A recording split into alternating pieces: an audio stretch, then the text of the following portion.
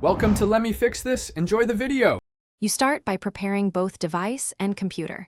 Enable developer options and turn on USB debugging in settings. On your PC, make sure Android Studio is updated and confirm platform tools are installed. Once done, connect the device with a reliable data USB cable. Charging-only cables won't work. If prompted on the phone, accept the RSA fingerprint dialog so your machine can authorize. This step is crucial because authorization lets a DB and Android Studio communicate securely with your device.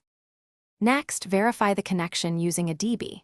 Open Terminal or Command Prompt and run a DB devices. You should see your device ID marked device. If it shows unauthorized, unplug, re-enable USB debugging, and accept the RSA prompt on the phone.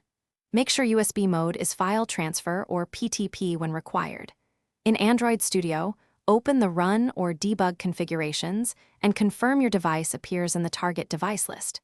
If needed, restart a DB with a DB kill server, then finally select your device from the Android Studio device chooser and click Run to install and launch the app. Watch Logcat for startup messages and runtime errors. It helps pinpoint permissions or ABI mismatches. If installation fails, make sure the app's Min SDK and architecture match the device.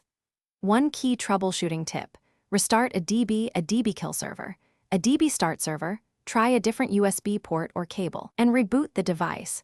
Most connection issues resolve after these steps.